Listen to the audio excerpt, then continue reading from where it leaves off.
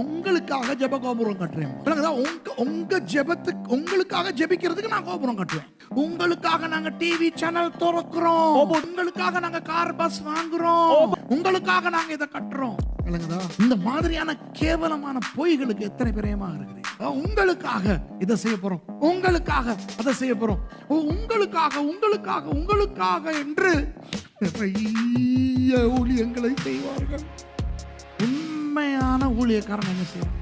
He'll build the church, buy anything, do anything, not for people, for God. ஒரு ஒழுங்கான ஊழியக்காரன் உங்களுக்காக எதுவும் பண்ண மாட்டான், ஆண்டவருக்காக. அந்த ஒரு பைத்தியக்காரன் தான் சொல்றான். நான் கேட்டுக்கிட்டு இருக்கிறேன். நீங்க எல்லாம் பரலோகம் போவீங்க. நான் இன்னைக்கு சொன்னேன், எழுதி வச்சுக்கிறேங்க, நீங்க எல்லாம் பரலோகம் போவீங்க. இவன் சொல்றான், உங்களை நரகத்துக்கு அனுப்புனா எனக்கு சொல்லுங்க, நானும் வந்துடுறேன். ஆனா நான் சும்மா வர மாட்டேன், நான் பவுலை கூட்டிட்டு வரேன். பவுல் சும்மா வர மாட்டாரு, இயேசுவை கூட்டிட்டு வரேன். இயேசு நரகத்துக்கு வந்துட்டா பிதாவும் நரகத்துக்கு. எத்தனை பேர் இந்த வீடியோவை பாத்தீங்க? இவங்க எல்லாம் ஏன்டா ஊழியம் செய்யறாங்க, ஏன்டா ஊழியம் செய்யற? போட பாடு மாசிலா எந்த காதலே மாறுமோ செல்வம் வந்த போதிலே என்று பாடு. யாரு பேர் என்ன? மாசிலா என்னமோ.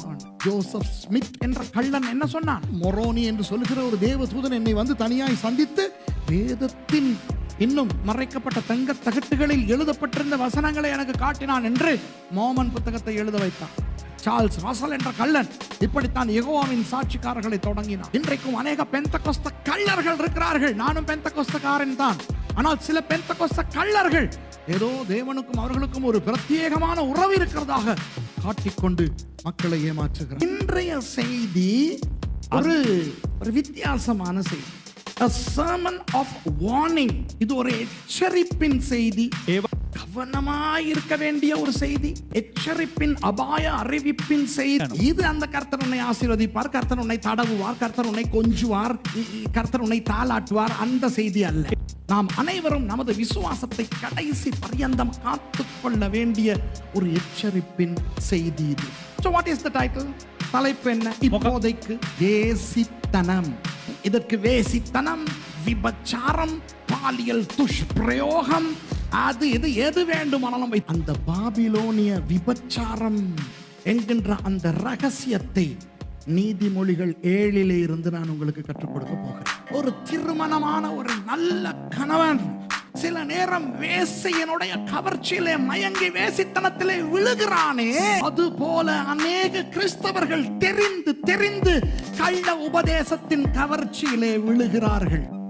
சபைக்கு போகாதே, நீ தான் சபை, நீ எங்கு போனாலும் அதுதான் சபை என்று சில கிறிஸ்தவர்களை மொக்கர்களாக்கி சபையை விட்டு வெளியே எடுத்து விட்டது கள்ள உபதேசம். அநேகர் சபையை விட்டு வெளியே போய் வீடுகளிலே ஆராதிக்கிறார்கள். தங்களை அறியாமலேயே செழிப்பு உபதேசகர்கள், யெகோவாவின் சாட்சிக்காரர்கள், மோமன் பிரசங்கிகள் கள்ள உபதேசகர்களின் பிரசங்கங்களை கேட்கக்கூடும். கள்ள உபதேசகர்களை அடையாளம் காண்பது எப்படி?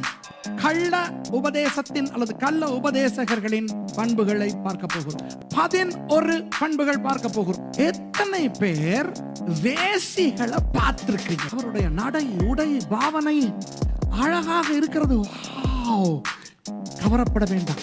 வேசி சத்தமான வாயாடியம், அடங்க மாட்டாங்க. இந்த கள்ள உபதேசகர்கள் அடங்க மாட்டார்கள். நீங்க பைபிள்ல காட்டினாலும் இல்ல, இருந்தாலும் நான் நம்ப மாட்டேன். கர்த்தர் எனக்கு சொன்னார்.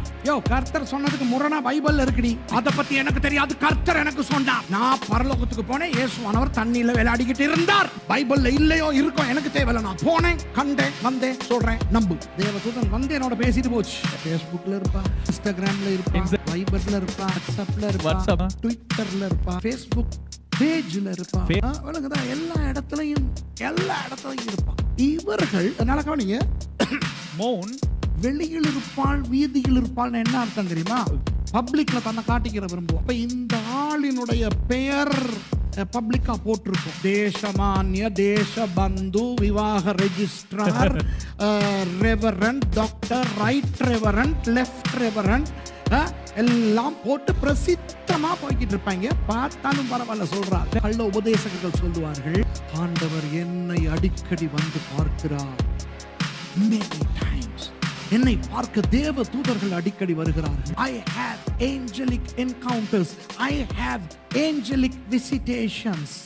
நான் அதிகாலை தியானத்தில் இருக்கும் பொழுது இயேசுவானவர் வந்தார். இதெல்லாம் கேள்விப்பட்டிருக்கீங்களா? அவர்கள் என்ன செய்ய பார்க்கிறார்கள்? அவர்கள் அதிக பரிசுத்தவான்கள் என்று காட்ட பார்க்கிறார்கள். அவர்களுக்கு ரகசியங்கள் வெளிப்படுத்தப்படுகின்றன என்று நம்ப வைக்கிறார்கள். புரியுதா உங்களுக்கு நான் சொல்றது? இப்போ கள்ள உபதேசகர்கள் என்ன சொல்வார்கள்? நான் ரொம்ப முக்கியம் என்று காட்டுவார்கள். நான் ரொம்ப முக்கியம். அப்ப துஷார பாஸ்டர் நீங்க என்னோட இருந்தீங்கன்னா அவருக்கு சான்ஸ். நீங்கள் என்னோடு இருந்தால் ஆசீர்வதிக்கப்படுவீர்கள், நீங்கள் என்னை விட்டு போனால் சபிக்கப்படுவீர்கள். கள்ள உபதேசங்கள் எப்படி சொல்வார்? என்னுடைய ஊழியத்துக்கு நீங்க கொடுத்தா உங்களுக்கு ஆசீர்வாதம், என்னுடைய சர்ச்சுக்கு நீங்க வந்தீங்கன்னா உங்களுக்கு ஆசீர்வாதம், எனக்கு கார் வாங்கி கொடுத்தீங்கன்னா ஆசீர்வாதம். How many of you all heard this? தேவனை அல்ல, ராஜ்யத்தை அல்ல, தங்களை முக்கியப்படுத்தி நம்ம பாஸ்டர் யாரையும் திட்ட மாட்டார். நீங்க பிந்தி வந்து முந்தி போறவங்களா இருந்தாலும் எங்க பாஸ்டர் அப்செட் ஆக மாட்டார். எங்க பாஸ்டர் தசமபாகம் கேட்க மாட்டார். நம்ம பாஸ்டர் யாரையும் குற்றப்படுத்த மாட்டார், யாரையும் சாட மாட்டார். அமெரிக்காவில் ஒரு பெரிய ஊழியக்காரர் இருக்கார், ஜோயல் ஓஸ்டீன் சொல்லி. அவருடைய சர்ச்ல மக்கள் நிரம்பி வழிவாங்க. அவர் பேசுறதை நீங்க கேட்கணும். அவரு வார்த்தையாலேயே தடவுவார். உன் இருதயம் அவள் வழியிலே சாய வேண்டாம், அவள் பாதையிலே மயங்கி திரியாதே. கவனிங்க, நிறைய பேர் அந்த ஊழியக்காரன் இந்த ஊழியக்காரின்னு அவங்களோட ரொம்ப ஈர்க்கப்பட்டு ஓடிக்கிட்டு இருக்கிறீங்க. அந்த ஊழியக்காரன் அந்த ஊழியக்காரி எதை சொன்னாலும் பட்டார்னு நம்புறீங்க. பெரிய பெரிய ஊழியக்காரர்கள், பெரிய பெரிய பெரிய பிரசித்தமான ஊழியக்காரிகள், famous men of God, famous women of God. Hey, please be careful. It doesn't matter how famous, how experienced, how wonderful they are. If anybody preaches against the word, please get yourself out of them. யாரா இருக்கட்டும், வசனத்துக்கு புறம்பாய் பேசினால் வெளியே வந்து விடுங்கள்.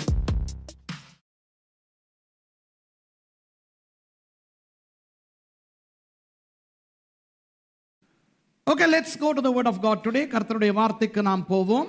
இன்றைய செய்தி ஒரு வித்தியாசமான செய்தி. நான் பேச போகும் விடயம் நாம் எல்லாரும் அறிந்தது. ஆனால் இன்றைய செய்தியின் அமைப்பு மிக மிக வித்தியாசமானது. தேவனுக்கும் நமக்கும் இது ரொம்ப மிகவும் உணர்வு பூர்வமான ஒரு தலைப்பு. இது ஒரு கவலையான செய்தி. A sermon of warning. இது ஒரு எச்சரிப்பின் செய்தி. இது ஒரு ஆலோசனையின் செய்தி. கவனமாய் இருக்க வேண்டிய ஒரு செய்தி. எச்சரிப்பின் அபாய அறிவிப்பின் செய்தி. கடைசி வரை நமது விசுவாசத்தை காத்துக்கொள்ள நம்மை உந்துவிக்கிற ஒரு செய்தி. நான் நீதிமொழிகள் 7ஆம் அதிகாரத்தை அப்படியே உங்களுக்கு கற்றுத்தரப்போகிறேன். இப்போ அதற்கு திருப்பிக் கொள்ள வேண்டாம். ஆனால் அந்த நீதிமொழிகள் 7ஆம் அதிகாரத்திலே இருக்கிற விடயம் எல்லாரும் அறிந்தது, ஆனால் யாருமே அறியாதது. சுரேஷ், நீ என்னதான் சொல்ல வர்ற? நமக்கு இதெல்லாம் தெரியுமா தெரியாதா? தெரியும், ஆனா தெரியாது. எத்தனை தடவை நீதிமொழிகள் 7ஐ வாசித்திருப்போம். எத்தனை பேர் ஒவ்வொரு மாதமும் 7ஆம் திகதி அதை வாசிக்கிறார்கள் தெரியும். ஆனால் அதற்குள்ளே மறைந்து கிடக்கும் ஒன்று அநேகருக்கு தெரியாது. இன்றைக்கு நமக்கு நிறைய நேரம் இருக்கிறது. இந்த நீதிமொழிகள் 7ஆம் அதிகாரத்தை பொறுமையாக அழகாக கற்றுக்கொள்ள போகிறோம். இது அந்த கர்த்தர் உன்னை ஆசீர்வதிப்பார், கர்த்தர் உன்னை தடவுவார், கர்த்தர் உன்னை கொஞ்சுவார், கர்த்தர் உன்னை தாளாட்டுவார், அந்த செய்தி அல்ல. நாம் அனைவரும் நமது விசுவாசத்தை கடைசி பரியந்தம் காத்துக்கொள்ள வேண்டிய ஒரு எச்சரிப்பின் செய்தி இது. நான் ஒரு தலைப்பை தருகிறேன், ஆனால் இடையிலே தலைப்பை மாற்றி விடுவேன். So what is the title?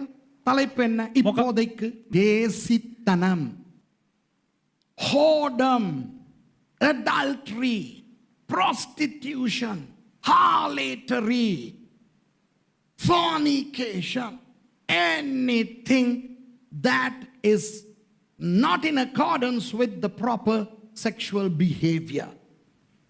இதற்கு வேசித்தனம், விபச்சாரம், பாலியல் துஷ்பிரயோகம், அது இது எது வேண்டுமானாலும் வைத்து. இப்போ புதிய ஏற்பாட்டிலே வெளிப்படுத்தலிலே ஒரு வசனத்தை வாசித்து பார்ப்போமா? பரிசுத்த ஆவியானவர் சில வேலைகளை செய்கிற விதம் எனக்கு பயங்கர சந்தோஷமாய், குழப்பமாய், ஆசீர்வாதமாய் இருக்கும். இந்த இடத்திலே இருக்கிற ஒன்றை பற்றி பேச அங்க இருந்துகிட்டு இங்க இருக்கிற ஒன்ன காட்டுவார். அங்க இருந்து அங்க பத்தி பேசிக்கிட்டு இருப்பாரு, ஆனா இத பத்தி பேசுறாருன்னு தெரியறதுக்கு ரொம்ப லேட் ஆயிரும். இப்ப பாருங்கள், வெளிப்படுத்தல் 17ஆம் அதிகாரம் 5வது வசனத்தை பாருங்கள். மேலும் ரகசியம், மகா பாபிலோன் வேசிகளுக்கும் பூமியில் உள்ள அருவருப்புகளுக்கும் தாய் என்னும் நாமம் அவள் நெற்றியில் எழுதி இருந்தது. இப்ப வெளிப்படுத்தல் எங்க இருக்கிறது? එලිදරව් කොහෙද තිබෙන්නේ? கேமரா එක පේනවද මාව? இங்க இருக்குது. මේ මධ්‍යස්ථව මැද තිබෙන්නේ. මෙතන තියෙන. එලිදරව් මෙතන ඔයාගේ තියෙන. බයිබලේ මැදට කියනවද? The book of Revelation is here at the end of the Bible.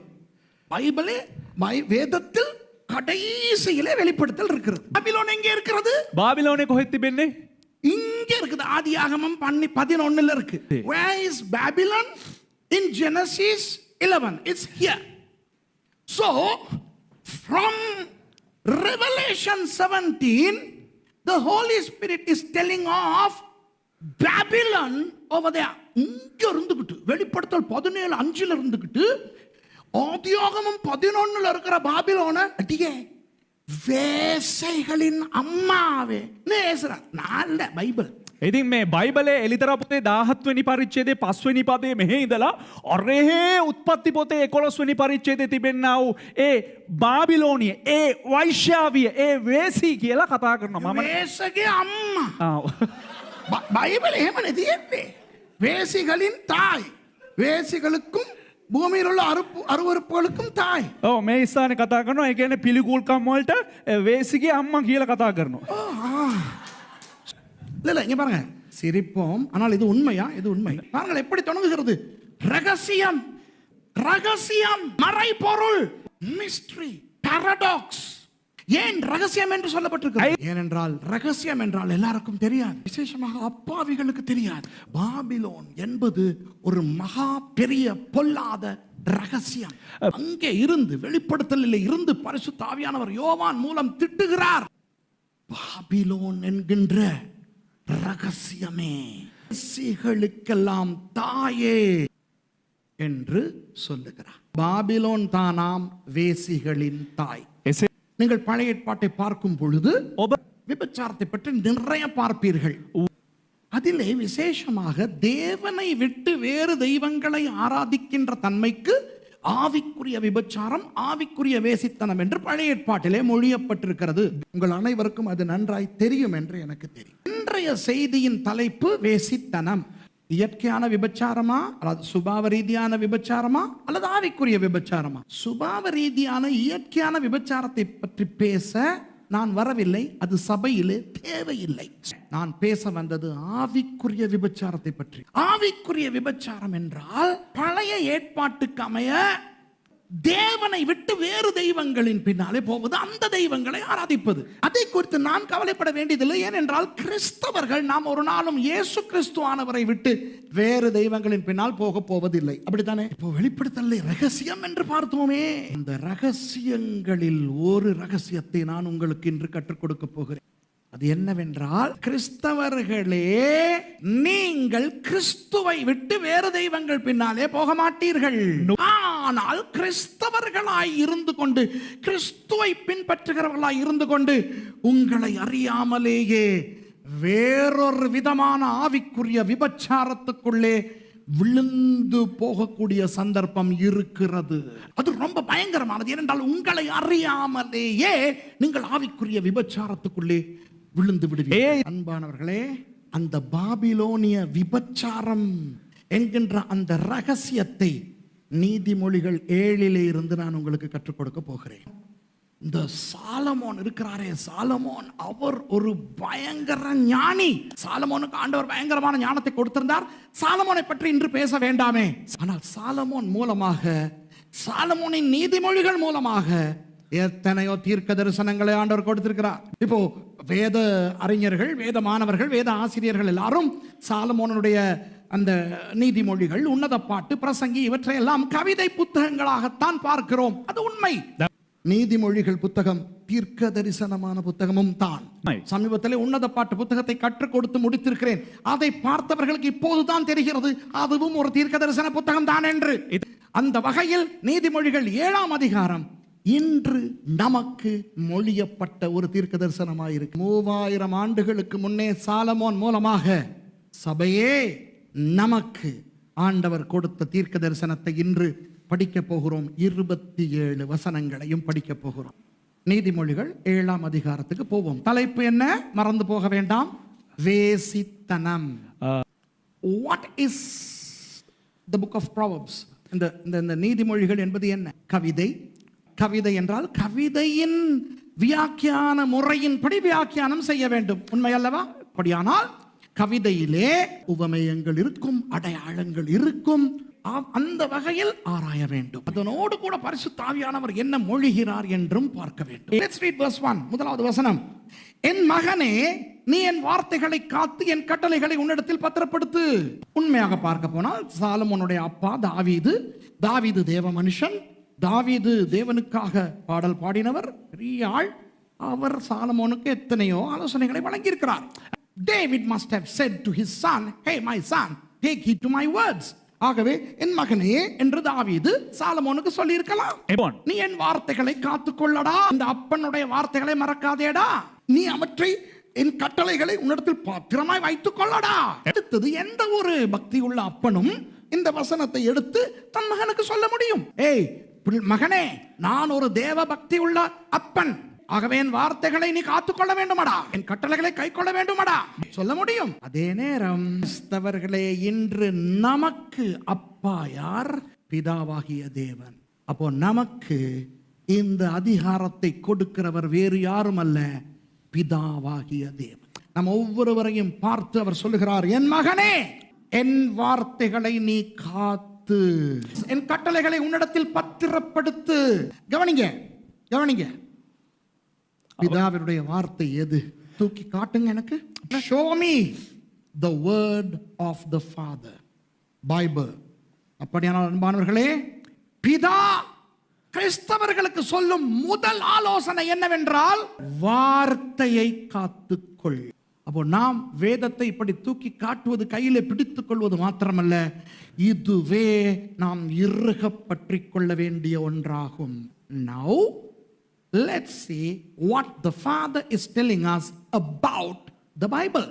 அப்ப முதலாவது இன்று பார்க்க போகிறோம், நமது பிதா நமக்கு தனது வார்த்தையாகிய பரிசுத்த வேதாகமத்தை குறித்து என்ன சொல்லுகிறார். வீட்டிலே உள்ளவர்கள் தயவு செய்து வேதத்தை கையிலே எடுத்துக் கொள்ளுங்கள். வேதத்தை நீங்கள் லேப்டாப்பிலே வைத்திருக்கலாம், ஐபேடிலே வைத்திருக்கலாம், போனிலே வைத்திருக்கலாம், அதெல்லாம் பிரச்சனை இல்லை. எடுத்து கையில வைத்துக் கொண்டு இப்பொழுது பார்ப்போமா? முதலாவது வசனத்திலிருந்து திரும்பி போவோம். என் மகனே, நீ என் வார்த்தைகளை காத்து என் கட்டளைகளை உன்னிடத்தில் பத்திரப்படுத்து, உன்னிடத்தில் வைத்துக்கோ. இரண்டாவது வசனம், என் கட்டளைகளையும் என் போதகத்தையும் உன் கண்மணியை போல காத்துக்கொள், அப்பொழுது பிழைப்பாய். என் கட்டளையை என் போதகத்தை நீ கண்மணி போல காத்து கொள்ளாவிட்டால், மவனே மவளே, நீ செத்து போவாய். ஆமாவா இல்லையா? Straight, plain as a pike staff. தெளிவா இருக்கிறதா இல்லையா? இந்த வேதத்தை உன் கண்மணி போல காத்து கொள்ளாவிட்டால் செத்து போவாய். கிறிஸ்தவனே, கிறிஸ்தவளே. Look at verse 3. மூன்றாவது வசனம், அவைகளை உன் விரல்களில் கட்டி அவைகளை உன் இருதய பலகையில் எழுதிக்கொள். விரல் எதை குறிக்கிறது? நாம் செய்யும் எல்லாவற்றையும் குறிக்கிறது. அதனாலதான் சொல்றேன், மத்தவண்ட விஷயத்துல விரல் அடிக்காத. ஏனென்றால் விரல் எங்க வேணாலும் அடிக்கலாம். விரல் அடிக்கிறது தான். எந்த வேலை செஞ்சாலும் விரல் அடிக்க தான் வேணும். சோறு சமைச்சாலும் விரல் அடிக்கணும், சிமிந்தி கலக்கினாலும் விரல் அடிக்கணும், கார் ஓட்டினாலும் விரல் அடிக்கணும். விரல் இல்லாட்டி ஒண்ணுமே செய்ய முடியாது. அப்படினால என்ன சொல்லுகிறது இந்த வசனம்? நீ என்ன செய்ய போனாலும் வசனத்துக்கு எதுவா செய். வசனයට අනුකූලව කරපන්. எந்த வேலை செய்ய போனாலும் வார்த்தைக்கு எதுவா செய். இப்போ நாலாவதும் ஐந்தாவதும் verses 4 and 5. இச்சக வார்த்தைகளை பேசும் அந்நிய பெண்ணாகிய பரஸ்திரீக்கு உன்னை விலக்கி காப்பதற்காக ஞானத்தை நோக்கி நீ என் சகோதரி என்றும் புத்தியை பார்த்து நீ என் இனத்தாள் என்றும் சொல்வாயாக.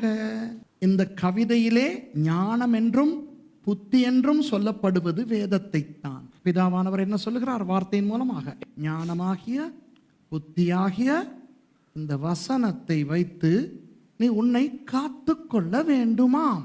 அந்த எதில இருந்து நீ காப்பாற்ற வேண்டும்? இச்சக வார்த்தைகளை பேசும் வேசி. ஹலோ, பரஸ்திரியன், பரஸ்திரி என்றால் வேசி, வேசியின் எதற்கு நீங்கள் தப்ப வேண்டுமா?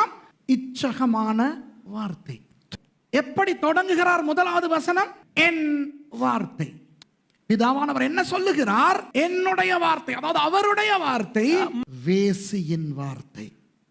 இச்சகமான வார்த்தையை பேசும் பரஸ்திரீ. யார் அவள்? இப்போ வரைக்கும் நமது பிரசங்கத்தின் தலைப்பு வேசித்தனம். இந்த வாசித்த பகுதியின்படி வேசித்தனம் என்ன? பிதாவின் வார்த்தைகளை மடங்கடிக்கும் இச்சகமான வார்த்தை. அதாவது பரிசுத்த வேதாகமமாகிய வார்த்தையை அமுக்கும் வேசியின் வார்த்தை. இது நல்ல உபதேசம். இந்த நல்ல உபதேசத்தை அமுக்குவது கள்ள உபதேசம். இப்பொழுது நமது தலைப்பு மாறுகிறது. வேசித்தனம் என்ற தலைப்பு இப்பொழுது கள்ள உபதேசம் என்று மாறுகிறது. அன்பானவர்களே, ஆண்டவர் இன்று என்ன பேச போகிறார்? கிறிஸ்தவர்களே, கள்ள உபதேசத்துக்கு கவனமாயிருங்கள். இப்ப சொல்லுங்க, கள்ள உபதேசம் என்ற தலைப்பு நமக்கு நன்றாய் தெரிந்த ஒன்றா இல்லையா? தெரியும்.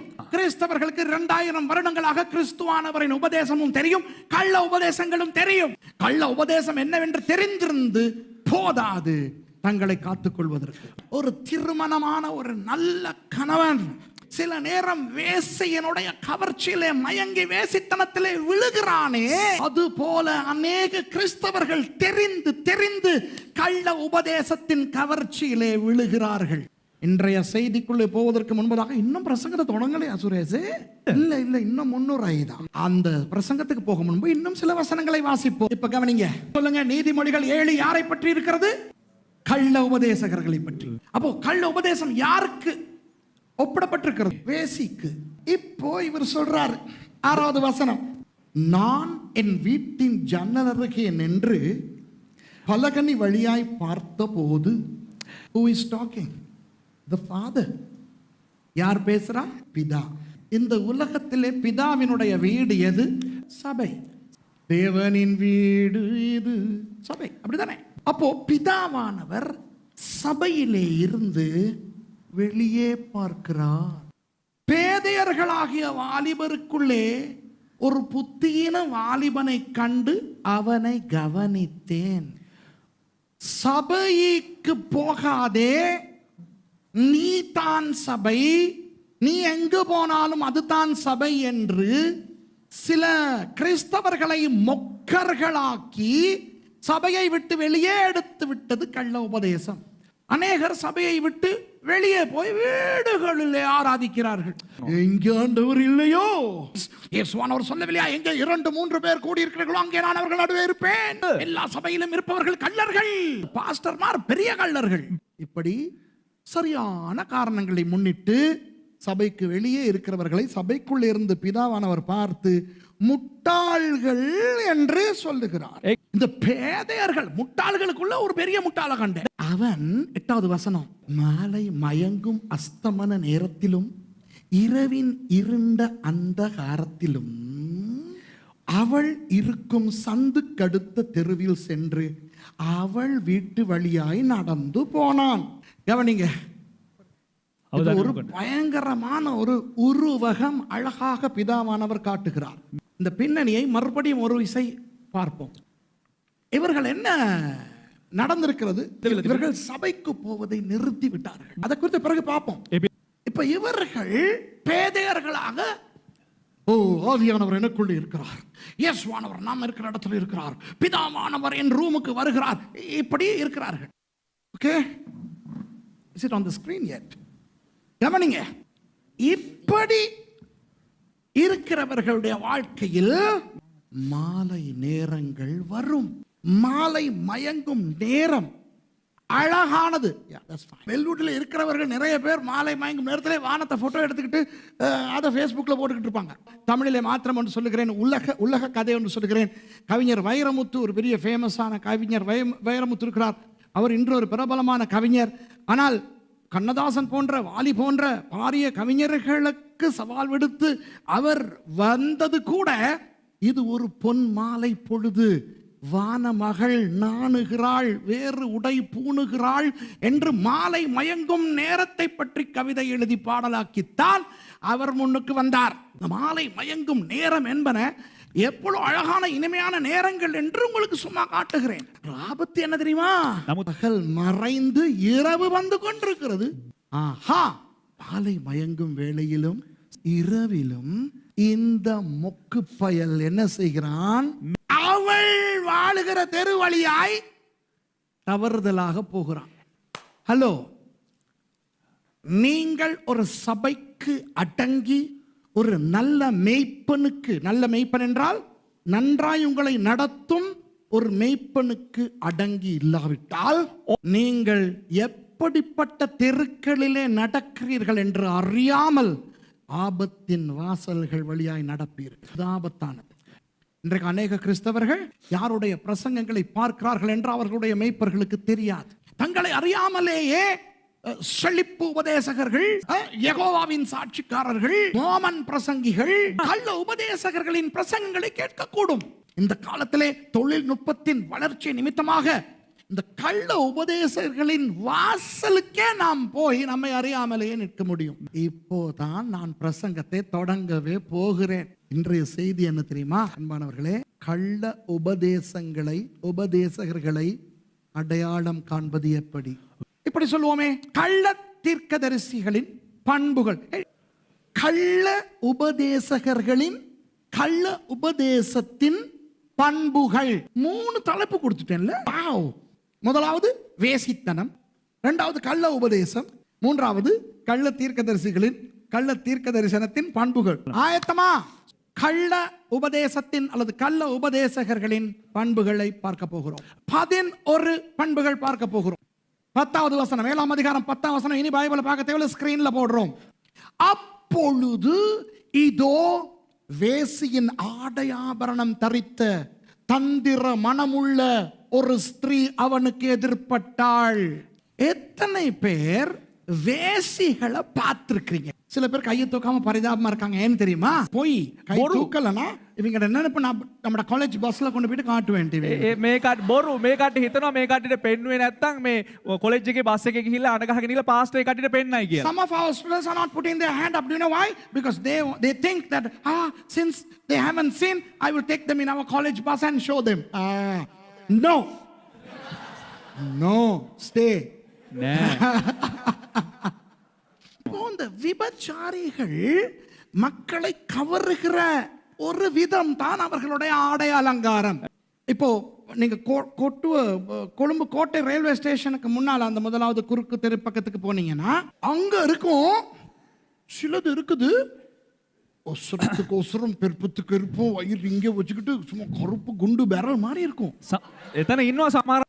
But you should see their makeup. என்னது பிங்க் கலரா ஆரஞ்சு கலரா இங்கே பூசி, லிப்ஸ்டிக் எல்லாம் அப்பி இதெல்லாம் பூசி, நெகத்துக்கெல்லாம் கலர் போட்டு, ஐயோ அவளுக்கோட உடுப்பை பார்த்தாலே தெரியும் அதுக்கு தான். நான் என்ன சொல்ல விரும்புகிறேன் தெரியுமா? விபச்சாரிகள் வெளியரங்கமாக ரொம்ப கவர்ச்சி, ஆனால் அவர்களுக்கு பாலியல் வியாதிகள் இருக்கும், அவர்களுக்கு எய்ட்ஸ் வியாதி இருக்கும். பயங்கர அசுத்தமானவர்கள் தான் விபச்சாரிகள். வெளியாலே ரொம்ப கவர்ச்சி, உள்ளாலே அழுக்கு. அதுதான் தந்திரம். இப்போ இந்த வெளியான கவர்ச்சியினால் இழுத்து கொள்ளுவார்கள், ஆனால் அவன் ஒரு சேற்று குழிக்குள்ளே, சாக்கடைக்குள்ளே விழுகிறான். முதலாவது ஆண்டவர் நமக்கு என்ன சொல்லுகிறார்? The first characteristic God is telling us about the false teachers is that false teachers and false teaching are attractive externally. கள்ள உபதேசகர்களும் கள்ள உபதேசங்களும் கண்டவுடன் கவர்ச்சியாயிருக்கும். ஐயோ பாஸ்டர், நான் தப்பி தவறி யூடியூப்ல போயிட்டு ஒரு பிரசங்கம் பார்த்தேன். ஐயோ எப்படி இருந்துச்சு தெரியுமா பாஸ்டர்? இப்போ எல்லா கவர்ச்சியான பிரசங்கங்களும் அப்படித்தான் என்று நான் சொல்லவில்லை. ஆனால் கள்ள உபதேசகர்களுடைய கவர்ச்சி பயங்கரமான ஒரு கவர்ச்சி. அதனால் ஆண்டவர் முதலாவது உங்களுக்கு என்ன சொல்லுகிறார்? பிரசங்கியை பார்க்கும் பொழுது அவருடைய நடை, உடை, பாவனை, அழகாக இருக்கிறது. வாவ், கவரப்பட வேண்டாம். ஒரு பிரசங்கியினுடைய பிரசங்கம் கவர்ச்சியாக இருந்தால், நமக்கு புரிகிற மாதிரி இருந்தால், நமக்கு தேவையானதை சொல்லுவது போல தெரிந்தால், அவசரப்பட்டு இது நல்ல உபதேசம் என்று நம்ப வேண்டாம். அதுபோல ஒரு ஒரு பிரசங்கி வந்து தீர்க்க தரிசனங்கள் சொல்லி அற்புத அடையாளங்களை காட்டி ஹா என்று மேலோட்டமா இருக்கின்ற வெளிப்பிரகாரமான விஷயங்களை பார்த்து மயங்கி போக வேண்டும். அப்ப முதலாவது கர்த்தர் என்ன சொல்லுகிறார்? கள்ள உபதேசத்தின் தன்மை வெளியாலே கவர்ச்சியாயிருக்கும், உள்ளாலே சாக்கடை. Now look at verse 11. 11வது வசனத்தை பார்ப்போம். இரண்டாவது காரியம் என்ன? அவள் வாயாடியும் அடங்காதவளுமானவள், அவள் கால்கள் வீட்டிலே தரிக்கிறது இல்லை. இந்த இடத்துல 3 விஷயங்கள் இருக்கின்றது கள்ள உபதேசங்களை பற்றி. Number 1, they are loud, they can be heard by everybody. அந்த வாயாடி என்று தமிழில் வருகிறது, அது உண்மையாக அவருடைய சத்தம் அதிகம் என்று தான் வந்திருக்க வேண்டும். சத்தம் அதிகம். சும்மா அந்த சத்தத்தை அதிகமா போடுறவங்களை உடனே நம்பிராதீங்க. அமைதியா பேசுற கல்லைங்களும் உண்டு. அதிகமான கள்ள உபதேசங்கள் பேசும்போது ரொம்ப ஓவரா கத்துவாங்க. இப்ப நான் உங்களை பார்த்து சகோதரனே, அதை விட சகோதரனே ரெண்டுல எது கூட உள்ளுக்கு படுது சொல்லுங்க? எது கூட படுது? சொல்லு. ஒண்ணுமே சொல்லாம சும்மா மேடையில வந்து நின்றுகிட்டு ஆவியில நிறையிறதுக்கு ஒரு கூட்டம் இருக்கு. You know, some people are so naive, you don't have to say anything, just come and yell. You have a good orchestra, let the drummer beat the drum. Drummer க்கு சொல்றது ரோட்டாஸ் அடிடா இங்க ட்ரம் කාරයට කියන ඔබ කහපන් හොඳ මේ නගරකට කළා මේ අරේනම ඩර් ගාලා මේ කරගෙනවා. ஒரு இடத்துக்கு நான் போயிருந்த போது நான் மொழிபெயர்த்து கொண்டிருக்கிறேன். You know, in one place I was translated. This is a true story. Mercy knows what I am talking about. இது ஒரு உண்மையான கதை. Mercyக்கு தெரியும் நான் யாரை பத்தி பேசுறேன். நான் மொழிபெயர்க்க போயிருக்கிறேன். அப்ப இவரு கத்துறாரு. அப்ப அவர் கத்துறது அந்த ஸ்பீக்கர் வழியில எனக்கு கேட்காதனால என்னது அப்படின்னு அவர் இடத்துல நான் சொன்னார், எனக்கு பரவாயில்ல மைக்ல நீங்க கத்துங்க, எதையாவது சொல்லி கத்துங்க. சுவிசேஷத்தை கேட்க வந்த அவங்க முன்னால மைக் ஸ்டாண்ட கழட்டி உன சாத்தணும். இந்த மாதிரியான அந்த சத்தத்துக்கு மயங்காதீங்க ப்ளீஸ். வேசி சத்தமான வாயாடியாம் அடங்க மாட்டாளா? இந்த கள்ள உபதேசகர்கள் அடங்க மாட்டார்கள். நீங்க பைபிள்ல காட்டினாலும் இல்ல இருந்தாலும் நான் நம்ப மாட்டேன். சொல்லுங்கதா, கர்த்தர் எனக்கு சொன்னார். யோ, கர்த்தர் சொன்னதுக்கு முரணா பைபிள்ல இருக்குடி, அத பத்தி எனக்கு தெரியாது. கர்த்தர் எனக்கு சொன்னார். நான் பரலோகத்துக்கு போனேன், இயேசுவானவர் தண்ணியில விளையாடிக்கிட்டு இருந்தார். பைபிள்ல இல்லையோ இருக்கோ எனக்கு தேவையில்லை. நான் போனேன், கண்டேன், வந்தேன், சொல்றேன், நம்பு. அடங்க மாட்டாங்க. கள்ள உபதேசகர்கள் அடங்க மாட்டாங்க. இது நான் நினைச்சதுதான் சரி. தேவதூதன் வந்து என்னோட பேசிட்டு போச்சு. An angel came and spoke with, ate with me. Idli என்னோட வந்து இட்லி சாப்பிட்டு போய் stubborn. அவள் கால்கள் வீட்டில் தரிக்கிறது இல்லை, ஒரு இடத்துல நிற்காது. ஒரு வீட்டுக்கு அவள் அடங்க மாட்டாள். ஒரு தான் தோன்றித்தனமா கத்திக்கிட்டு ஆடிக்கிட்டு மைக்கார் மை பெட்ரோல்.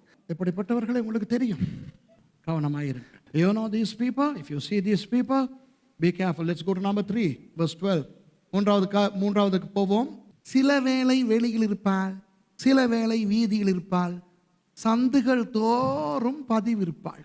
ஃபேஸ்புக்ல இருப்பா, இன்ஸ்டாகிராம்ல இருப்பா, வைபர்ல இருப்பா, வாட்ஸ்அப்ல இருப்பா, ட்விட்டர்ல இருப்பா, ஃபேஸ்புக் பேஜ்ல இருப்பா. எல்லா இடத்துலயும் இருப்பான். சில பேர் ஃபேமஸ் ஆகிறதுக்கு, கள்ள உபதேசகர்கள் ஃபேமஸ் ஆகிறதுக்கு எல்லா இடத்துலயும் இருப்பான். வேற வேற பேர்ல எல்லாம் ஓபன் பண்ணிக்கிறாங்க இவர்கள். அதனால கவனிங்க, மௌன் வெளியில் இருப்பாள் வீதியில் இருப்பாள் என்ன அர்த்தம் தெரியுமா? பப்ளிக்ல தன்னை காட்டிக்கிற விரும்புவோம். அப்ப இந்த ஆளினுடைய பெயர் பப்ளிக்கா போட்டிருக்கும். தேசமானிய தேசபந்து விவாக registrar reverend doctor right reverend left reverend எல்லாம் போட்டு பிரசித்தமா போய்கிட்டு இருப்பாங்க. பார்த்தாலும் பரவாயில்ல சொல்றாள். இந்த வசனம் என்ன சொல்லுகிறது? මේ වචනේ කුමක්ද කියන්නේ? அடங்காம சந்துகள் தோறும் பதிவிருப்பாள். அவளுக்கு வேணும் தன்னை எல்லா இடத்துல இருந்து எங்க இருந்து உங்களை பிடிப்பான்னு தெரியாது. விளங்குதா உங்களுக்கு? மூன்றாவது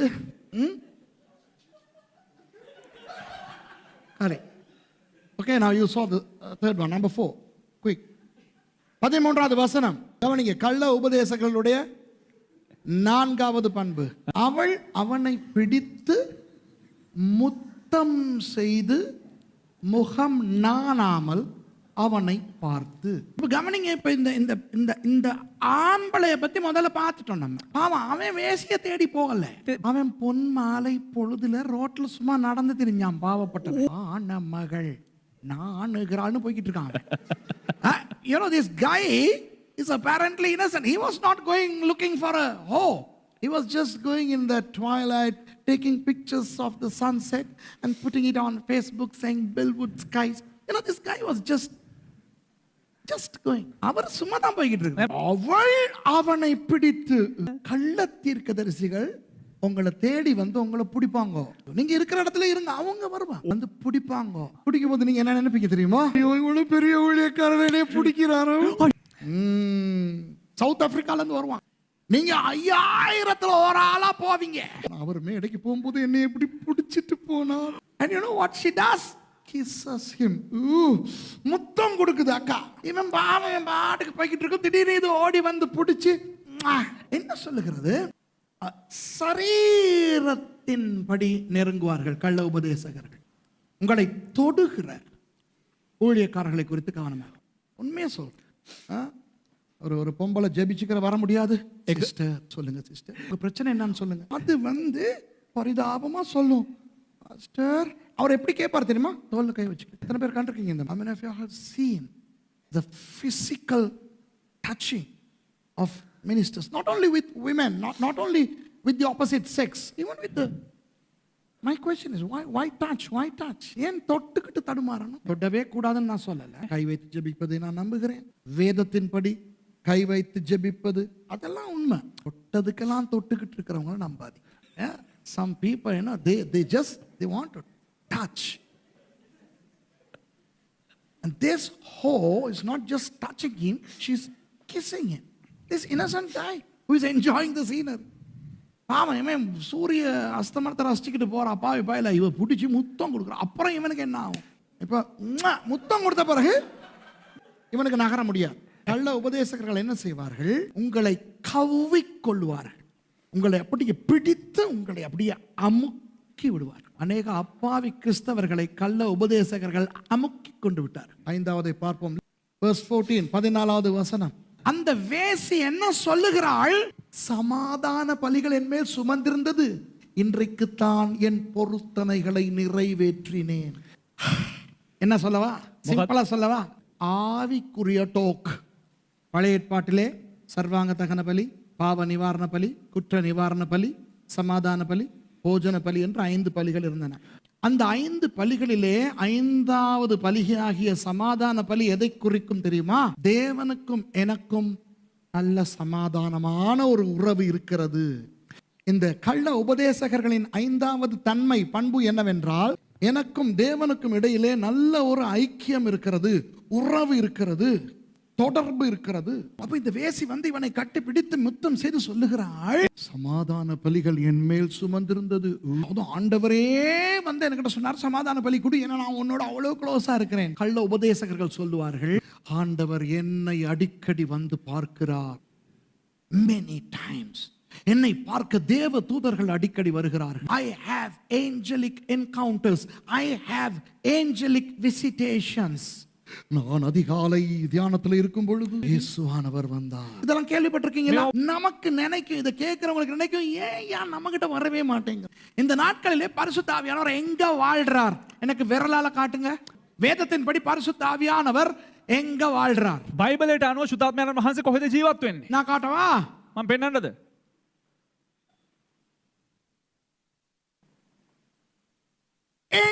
நம்முடைய சரீரத்திலே, நம்முடைய சரீரம் பரிசுத்த ஆவியானவருடைய ஆலயம்.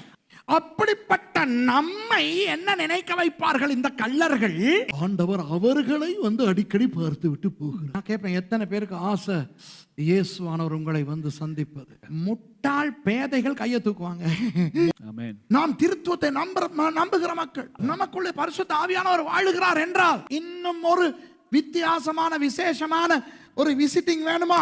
இவர்கள் என்ன செய்ய பார்க்கிறார்கள்? அவர்கள் அதிக பரிசுத்தவான்கள் என்று காட்ட பார்க்கிறார்கள். அவர்களுக்கு ரகசியங்கள் வெளிப்படுத்தப்படுகின்றன என்று நம்ப வைக்கிறார்கள். புரியுதா உங்களுக்கு நான் சொல்றது? இந்த வேசி இவனுக்கு சொல்லுகிறாள், நான் வந்து கெட்ட ஆள் கிடையாது நீ நினைக்கிற மாதிரி. උඹ හිතනවා වගේ නරක කෙනෙක් නෙවෙයි මම. நான் ஆண்டவரோட நல்லா சமாதானமா இருக்கிற ஒரு ஆள்.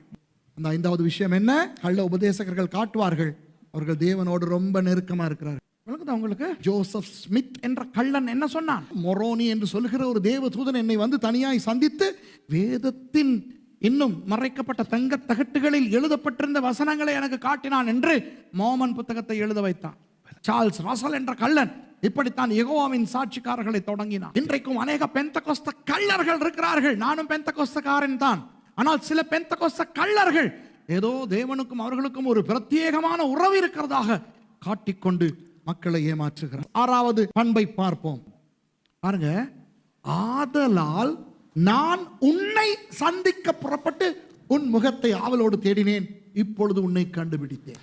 எவ்வளவு பெரிய பொய்க்காரி என்று பாருங்கள் இந்த வேசி. 5 நிமிடங்களுக்கு முன்பு இப்படி ஒருத்தன் இருக்கிறானே இவளுக்கு தெரியாது. அந்த தெருவுல போறதை தான் கண்டா. இப்ப ஓடி வந்து கண்டுபிடிச்சு முத்தம் கொடுத்து சொல்றா, உன்னைத்தான் நான் தேடினேன், நீ தான் முக்கியம், அப்பா உன்னைய கண்டுபிடிச்சிட்டேனே. நீங்க இங்க இருந்து கொழும்புக்கு போவீங்க மீட்டிங்க்கு. அந்த மீட்டிங்க்கு நீங்க வர்றீங்கன்னா ஒரு பயலுக்கும் தெரியாது. அந்த கள்ள உபதேசகர்கள் உங்களை பார்த்தவுடன் சொல்வார்கள், கர்த்தர் உன்னை கொண்டு வந்தார், சரியான நேரத்திலே சரியான இடத்துக்கு உன்னை கொண்டு வந்தார், நீ வருவாய் என்று அவருக்கு தெரியும். உன்னை அவர் பிடித்துக் கொண்டார். You have come to the right place. நீ சரியான இடத்துக்கு வந்து விட்டாய். கண்டிலிருந்து போன இளிச்சவாய், this stupid idiot who went from Kandy, you know, he or she will be so ecstatic, you know, raving in ecstatic friends. விளங்குதா? என்னது அந்த ஆறாவது பண்பு? நீங்கள் முக்கியமானவர் என்று உங்களுக்கு காட்டப்படும். அதிலும் விசேஷமா நீங்கள் இருக்கிற சபையிலே உங்களை அவ்வளவு கணக்கெடுக்காதது மாதிரியான உணர்வு உங்களுக்கு இருந்தால், அந்த மாதிரி ஒரு இடத்துக்கு போயிட்டு உங்களுக்கு முக்கியத்துவம் கொடுக்கப்பட்டோன்னா நன்றி நாதா நன்றி நாதா. விளங்குதா உங்களுக்கு? சும்மா உங்களை கணக்கெடுக்கிறாங்க, உங்களுக்கு அவங்க சைன் பண்ணி லெட்டர் அனுப்புனாங்கன்னு நினைக்காதீங்க. அந்த பெரிய ஊழியக்காரர் எனக்கு கடிதம் எழுதுறார், சியரா லியோன்ல இருக்கிற ஊழியக்காரர் அங்க இருந்து எனக்கு எழுதுறார், அமெரிக்கால இருந்து எனக்கு எழுதுறார் அப்பா லெட்டர், சிங்கப்பூர்ல இருந்து எனக்கு நியூஸ் லெட்டர் வருது ஒவ்வொரு மாசமும். அழகான நியூஸ் லெட்டர் மாசம் சில பேருக்கு வரும். உங்க பேர் போட்டு வீட்டு அட்ரஸ் போட்டு அந்த நியூஸ் லெட்டரை பார்த்தா கடைசியில அந்த ஊழியக்காரர் சைன் பண்ணிருப்பாரு நீல கலர் பேனால. ஏன்னா இந்த last page the man of God or the woman of God has signed with blue ink, so it's not printed, it's written. How stupid you are. அப்பா அது பிரிண்ட் பண்ணி இல்ல, அவர் சைன் பண்ணிருக்காரு. லெட்டர் மாத்திரம் சைன் பண்ணிருக்காரு. கடைசி பக்கம் ஒரு வெள்ளை என்விலப் போட்டிருக்கும், அவங்க அட்ரஸ் போட்டு கர்த்தர் சொல்லுகிறார், இந்த ஊழியத்துக்கு நீ விதைக்க வேண்டும். உடனே நீங்க விதைப்பீங்க. விளங்குதா? இப்படித்தான் உங்களை முக்கியம் என்று காட்டி ஏமாற்றுவது. 7வதுக்கு போவோம். என் மஞ்சத்தை இரத்தின கம்பளங்களாலும் எகிப்து தேசத்து விசித்திரமான மெல்லிய வஸ்திரங்களாலும் சிங்காரித்தேன். பிரதர் சிஸ்டர், இவ்வளவு பெரிய ஒரு ஆலயம் நான் கட்ட போறேன். யாருக்காக தெரியுமா? உங்களுக்காக. நீங்க வசதியா இருக்கணுங்கிறதுக்காக. உங்க பிள்ளைகளை சத்தம் போட்டாலும் பரவாயில்ல, அவங்க விளையாடிக்கிட்டே நீங்க பிரசங்கம் கேட்கிற மாதிரி ஒரு பின்னுக்கு ஒரு சில்ட்ரன்ஸ் ஹால் ஒன்று கட்டுறதுக்கு உங்களுக்காக நான் கட்ட போறேன். உங்களுக்காக இதை செய்ய போறோம், உங்களுக்காக அதை செய்ய போறோம், உங்களுக்காக என்று நிறைய ஊழியங்களை செய்வார்கள்.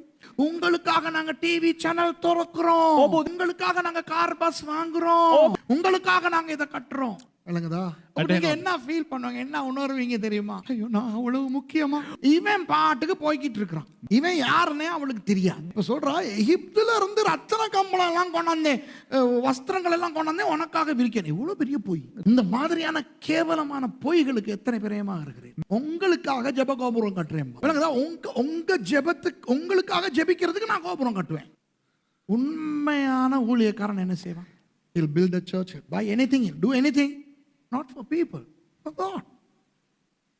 ஒரு ஒழுங்கான ஊழியக்காரன் உங்களுக்காக எதுவும் பண்ண மாட்டான், ஆண்டவருக்காக தான் செய்யும். பிரசங்கிக்கிறதும் ஆண்டவருக்காக தான், சபை கட்டுறதும் ஆண்டவருக்காக தான். கள்ள உபதேசகர்கள் உங்களுக்காக என்று வேலை செய்வார். The good servant of God would do everything for God and the false teacher would do everything for you.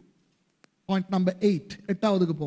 என் படுக்கையை வெள்ளை போலத்தாலும் சந்தனத்தாலும் இலவங்கப்பட்டையாலும் வாசனை கட்டினேன். உன்னத பாட்டு புத்தகத்தை நான் கற்றுக் கொடுக்கும் பொழுது வெள்ளை போலம், சந்தனம், இலவங்கப்பட்டை இவையெல்லாம் எதை குறிக்கும் என்று நான் கற்றுக் கொடுத்திருக்கிறேன். இவற்றை குறித்து பார்ப்பதற்கு நமக்கு நேரம் கிடையாது. ஆனால் சும்மா சுருக்கமாக சொல்லுகிறேன். நீ வந்து என்னோடு படுத்தால் உனக்கு இன்ன இன்ன இன்ன ஆவிக்குரிய ஆசீர்வாதங்கள் கிடைக்கும். இப்போ கள்ள உபதேசகர்கள் என்ன சொல்வார்கள்? நான் ரொம்ப முக்கியம் என்று காட்டுவார்கள். நான் ரொம்ப முக்கியம். அப்ப துஷார பாஸ்டர் நீங்க என்னோட இருந்தீங்கன்னா அவருக்கு சான்ஸ். நீங்கள் என்னோடு இருந்தால் ஆசீர்வதிக்கப்படுவீர்கள், நீங்கள் என்னை விட்டு போனால் சபிக்கப்படுவீர்கள். கள்ள உபதேசங்கள் இப்படி சொல்வார்கள். என்னுடைய ஊழியத்துக்கு நீங்க கொடுத்தா உங்களுக்கு ஆசீர்வாதம், என்னுடைய சர்ச்சுக்கு நீங்க வந்தீங்கன்னா உங்களுக்கு ஆசீர்வாதம், எனக்கு கார் வாங்கி கொடுத்தீங்கன்னா ஆசீர்வாதம். How many of you all heard these things? தேவனை அல்ல, ராஜ்யத்தை அல்ல, தங்களை முக்கியப்படுத்தி ஸ்பிரிச்சுவல். நீ என்னோடு இருந்தால் இந்த மாதிரி வாசம் வீசும். என்ன இந்த வசனம் சொல்லுகிறது என்றால், பூவோடு சேர்ந்து நாரும் மணக்கும் அந்த மாதிரி. So if you are with me, I'm like a flower, and if you are with me, the odor of the flower you will also receive. So be careful with these things. அடுத்தது 9வது 18வது வசனத்தை பார்ப்போம். Hey, next one. Yeah. இப்போ அந்த வேசி சொல்லுகிறாள் இவனை பார்த்து, வா, விடியற்காலம் வரைக்கும் சம்போகமாய் இருப்போம், இன்பங்களினால் பூரிப்போம். கள்ள உபதேசகர்கள் எப்பொழுதும் உங்களுக்கு கேட்க ஆசையானதையே சொல்லுவார்கள். யாருக்கு ஒரு நல்ல இன்பமான இரவு இருக்கக்கூடாது. இவள் என்ன சொல்லுகிறாள் இவனை பார்த்து? வா, என்னோடு வா, காலை வரை நாம் சம்போகமாய் இருக்கலாம், இன்பமாய் இருக்கலாம். இன்பம் coming for us. Wow, we can have fun all night long like Lionel Richie. All night long. You know, some people would say, you come to our church, everything is wonderful. எங்க சர்ச்சுக்கு வாங்க, எல்லாம் super. நம்ம pastor யாரையும் திட்ட மாட்டார். நீங்க பிந்தி வந்து முந்தி போறவங்களா இருந்தாலும் எங்க பாஸ்டர் அப்செட் ஆக மாட்டார். எங்க பாஸ்டர் தசம பாகம் கேட்க மாட்டார். நம்ம பாஸ்டர் யாரையும் குற்றப்படுத்த மாட்டார், யாரையும் சாட மாட்டார். அமெரிக்காவில் ஒரு பெரிய ஊழியக்காரர் இருக்கார், ஜோயல் ஓஸ்டீன் சொல்லி. I know Joel Osteen's fans are going to be upset with me, but Joel Osteen, his father John Osteen was different. He was wonderful. He was the one who actually built the church. Anyway, Joel Osteen's preaching is so nice, lovely. Thousands and thousands and thousands of people are added to that church. Joel Osteen ஒரு பெரிய ஊழியக்காரர் இருக்கார் அமெரிக்கால. அவருடைய சர்ச்ல மக்கள் நிரம்பி வழிவாங்க. அவர் பேசுறது நீங்க கேட்கணும். அவர் வார்த்தையாலேயே தடவுவார். One day Larry King asked him a question about homosexuals. What would happen to the homosexuals? You know what he said? He said, I would attend homosexual weddings if that happens in my church. God is the judge. Oh my goodness. தன்னின சேர்க்கைக்காரர்களை பற்றி நீங்கள் என்ன சொல்லுகிறீர்கள்? CNN lorry king கேட்டார். அதுக்கு ஒரு பதில் சொல்றார், ஆண்டவர் தான் நியாயம் தீர்க்கிறார். ஐயோ எவ்வளவு ஸ்வீட். இப்ப நீங்க பாவம் செஞ்சுக்கிட்டு இருக்கும்போது, இப்ப நான் கண்டும் நான் அதை பத்தி ஒன்னும் சொல்லாம கர்த்தர் பார்த்து கொள்ளட்டும் அப்படின்னா எவ்வளவு, எப்படி இந்த சர்ச் நிறையுமா இருக்கும். நம்ம நல்லா இன்பமா இருப்போம். நீங்க மனம் திரும்பிக்கிட்டே இருக்க தேவையில்லப்பா. இயேசுவானவர் முந்தி உங்க பாவங்களுக்காக எல்லாம் மரிச்சிட்டாரப்பா. நீங்கள் உங்களுடைய ரட்சிப்பை ஒரு நாள் இழக்க மாட்டீர்கள், பயப்படாதீங்க. அந்த ஒரு பைத்தியக்காரன் தான் சொல்றான். நான் கேட்டுக்கிட்டு இருக்கிறேன். நீங்க எல்லாம் பரலோகம் போவீங்க. நான் இன்னைக்கு சொன்னேன், எழுதி வச்சுக்கிறேங்க, நீங்க எல்லாம் பரலோகம் போவீங்க. இவன் சொல்றான், உங்களை நரகத்துக்கு அனுப்புனா எனக்கு சொல்லுங்க, நானும் வந்துடுறேன். ஆனா நான் சும்மா வர மாட்டேன், நான் பவுலை கூட்டிட்டு வரேன். பவுல் சும்மா வர மாட்டாரு, இயேசுவை கூட்டிட்டு வரும். இயேசு நரகத்துக்கு வந்துட்டா பிதாவும் நரகத்துக்கு. எத்தனை பேர் இந்த வீடியோவை பார்த்தீங்க? இவங்க எல்லாம் ஏன்டா ஊழியம் செய்யறாங்க, ஏன்டா ஊழியம் செய்யற, போடா பாடு. மாசிலா எந்த காதலே மாறுமோ செல்வம் வந்த போதிலே என்று பாடு. யார் பேர் என்ன? மாசிலா என்னமோ, மாசிலா மணியா என்ன? This fellow is saying everybody in my church will go to heaven, and if anybody stops you, tell them my name. My goodness, this fellow is trying to show that he is greater than Jesus. So heresies would tell you that everything is fine, don't worry, we'll have fun. கள்ள உபதேசம் உங்களுக்கு காட்டும், ஒன்னை குறித்து நீங்க யோசிக்காதீங்க. இன்பங்களால் பூரிப்போம், ஆடுவோம், பாடுவோம், உண்போம், குடிப்போம். නටමු ගයමු බොමු ජොලි කරමු கேட்டிருக்கீங்களா? Let's have fun, let's sing and dance and let's make merry. எனக்கு எங்கேயோ கேட்ட மாதிரி இருக்கு. කොහෙද ඇහුවා වගේ තියෙනවා මට. எனக்கு அப்படித்தான் கேட்ட மாதிரி இருக்குது.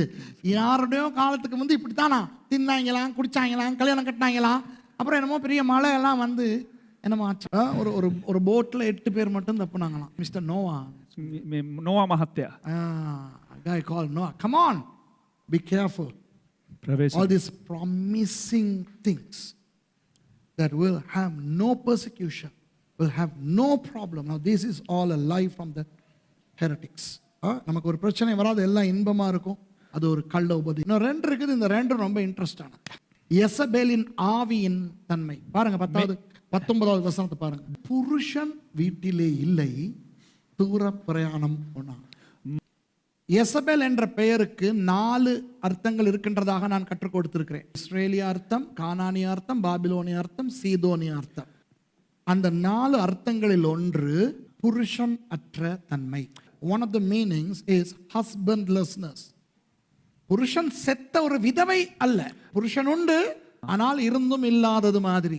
அது யெசபேலின் ஆவி. அன்பானவர்களே, எந்த சபைக்கு நீங்கள் போகிறவராய் இருந்தாலும் உங்கள் சபை இயேசுவானவருக்கு தான் சொந்தம். இயேசுவானவர் தான் தனது தூய இரத்தத்தை சிந்தி சபையை சம்பாதித்தார். சபைக்கு தலையும் அவர்தான், சபையின் மேய்ப்பனும் அவர்தான்.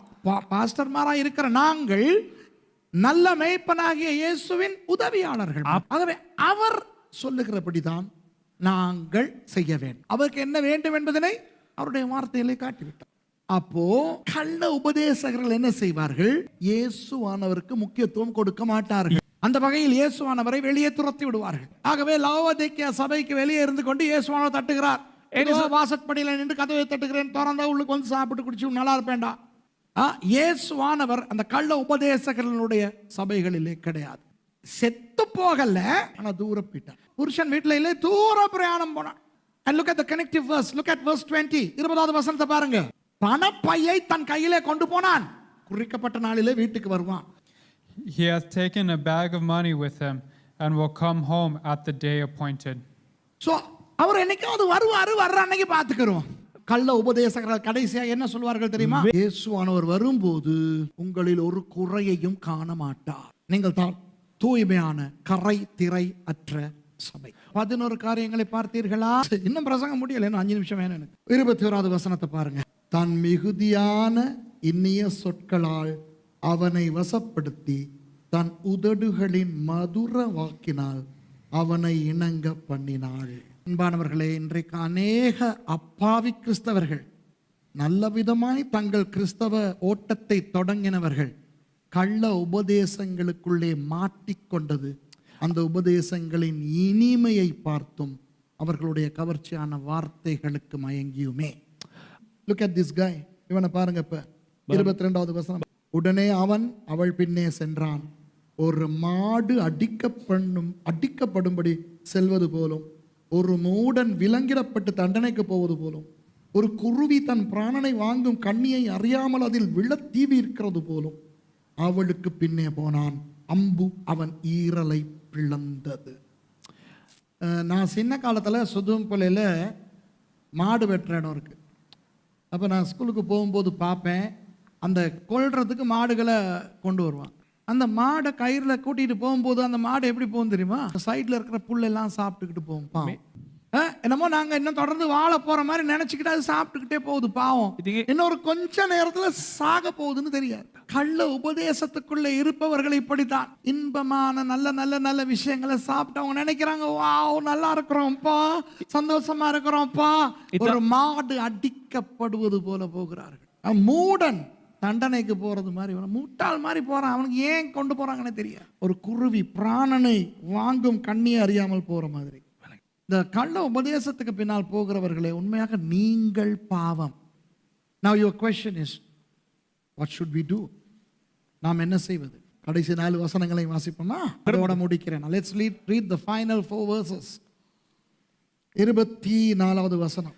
ஆதலால் பிள்ளைகளே எனக்கு செவி கொடுங்கள், என் வாயின் வார்த்தைகளை கவனியுங்கள். அன்பான கிறிஸ்தவர்களே, சுரேஷ் ராமச்சந்திரன் அல்ல, பிதா உங்களை அழைக்கிறார். என் வாயின் வார்த்தைகளை கவனிங்கள், எனக்கு செவி கொடுங்கள். என்ன தெரியுமா? பைபிளை பாருங்க. பைபிள்ல இல்லாத ஒன்னையும் நம்பாதீங்க. உங்களை நீங்கள் காத்துக்கொள்ளக்கூடிய ஒரே வழி அதுதான். வேதம் வேதம் வேதம், பைபிள் இதுதான் சொல்லணும். 25 சொல்கிறது, உன் இருதயம் அவள் வழியிலே சாய வேண்டாம், அவள் பாதையிலே மயங்கி திரியாதே. கவனிங்க, நிறைய பேர் அந்த ஊழியக்காரன் இந்த ஊழியக்காரின்னு அவங்களோட ரொம்ப ஈர்க்கப்பட்டு ஓடிக்கிட்டு இருக்கிறீங்க. அந்த ஊழியக்காரி எதை சொன்னாலும் பட்டார்னு நம்புறீங்க. பெரிய பெரிய ஊழியக்காரர்கள், பெரிய பிரசித்தமான ஊழியக்காரிகள், famous men of God, famous women of God. Hey, please be careful. It doesn't matter how famous, how experienced, how wonderful they are. If anybody preaches against the word, please get yourself out of them. யாரா இருக்கட்டும், வசனத்துக்கு புறம்பாய் பேசினால் வெளியே வந்து விடுங்கள். இதான் சொல்லுகிறார் உங்களுக்கு. ஒவ்வொரு ஊழியக்காரன் பின்னால மயங்கி திரியாதே. Look at that verse. What does it say? Verse 25. How does it finish? அவள் பாதை மயங்கி திரியாதே. மயங்கி திரிகிறார்கள். Look at verse 16. 26. அவள் அநேகரை காயப்படுத்தி விழப்பண்ணினாள், பல்லவான்கள் அநேகரை கொலை செய்தாள். ஹலோ, உங்களுக்கு தெரியுமா, நிறைய கிறிஸ்தவர்கள் நரகத்துக்கு போறது ஏன் தெரியுமா? அவர்கள் கிறிஸ்தவத்தை விட்டுவிட்டு பௌத்தர்களாக இந்துக்களாக மாறவில்லை. அவர்கள் நரகத்துக்கு போவது இந்த மாதிரியான கள்ள உபதேசங்களின் பின்னே போகிறபடி. Look at the final verse 27. 27 பாருங்க. அவள் வீடு பாதாளத்துக்கு போகும் வழி, அது மரண அறைகளுக்கு கொண்டு போய்விடும். என்ன பார்த்தோம் அன்பானவர்களே? பாபிலோன் வேசிகளுக்கு தாய் என்று பார்த்தோம். அந்த பாபிலோன் ஆவி கிறிஸ்தவத்துக்குள்ளே, சபைகளுக்குள்ளே இருக்கிறது. அப்போ ஆவிக்குரிய விபச்சாரம் என்று இன்று சொல்வது எதை? கள்ள உபதேசம். அப்போ கள்ள உபதேசத்தின் 11 குணாதிசயங்களை பார்த்து விட்டோம். கவனமாய் இருப்போம். எப்படி நம்மை காத்துக்கொள்வது? வார்த்தையை பற்றி கொள்ளுங்கள். Cling to the word of God.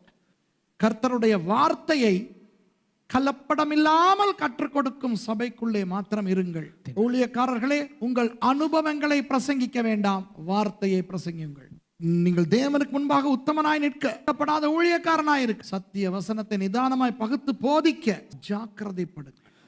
இயேசுவானவருக்கு முதலிடம் கொடுங்க. வார்த்தையின் படிவாழு. கர்த்தர் உங்களை காத்துக்கொள்வாராக, உங்களை ஆசீர்வதிப்பார். May God bless you and keep you. Shall we rise up, pray and close this service? எழும்பியிருந்து ஜெபித்து முடிப்போம்.